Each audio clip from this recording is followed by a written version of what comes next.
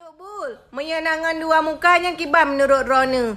Nyan adalah salah satu ciri-ciri oktopus. Kau tahu oktopus apa? Oktopus itu adalah gurita. Nak kalian abah gurita pada mbah? Nyangkanya oktopus. Muka bebu melika be oktopus. Cuk Bul, misal nak cewek tu dilakis silap Pedro. Menyata gantong dengan silap hotel. Jet. Nyan lagi kuah berlemak. Be bekah. Cewek bertari modal bet tebit. Nyan mesti gaju dengan buharanya. Kedih lang kerung tati.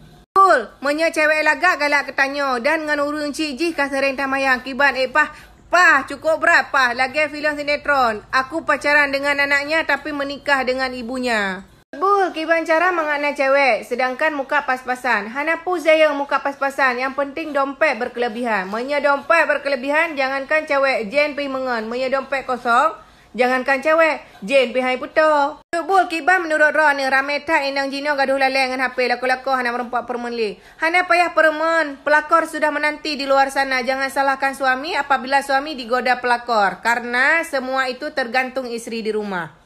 Bul, kiban rata pegat menyalako tanya iluar gaduh dengan HP. I rumah pi gaduh dengan HP. Yang pun, pegah-pegah hai bang, ambil gaduh dengan HP. Liang pi butuh perhatian. Karena uragamnya yang hana pegah, hana peka. Memang yang hana peka cit. Cok apa pok dia terjut. Ilung lagi kan tu buat. Bul lah cina bet tiga. Uraceh kau pantang aja bet dengar ya.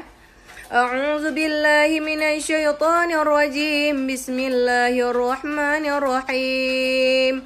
Fa inna ma'al usri yusra. Inna ma'al Bul, lo rindu ke seseorang tapi rindu ke lakogop kibanyan.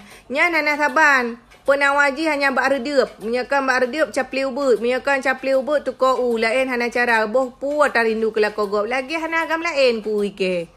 Cuk Bul, mesa nak urung tuha gaduh jungka keung ke gop. Putar pegang nak sengam ke. Hana payah pegang sapua karena urung tuhanya kembali lagi menjadi balita. Jadi kasih dia bakung asau. Jangan pernah kasih dia apa-apa ya.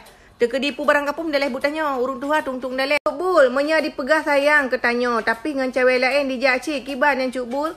Dengan cewek lain pi sayang bangkai pegah sayang tanya udah menjamin kesetiaan. Tidak sayang. Itu cuma iklan mandum, jangan baper. Cut Bul, apa salahnya alih ada pacaran dengan abang, alihnya ada pacaran dengan Dodi. Hana salah. Yang salah moriup hana pahle. Dumnan gatai. Lagi hana agam lai. Cik perlai kedang dia baklong saja-saja wakah.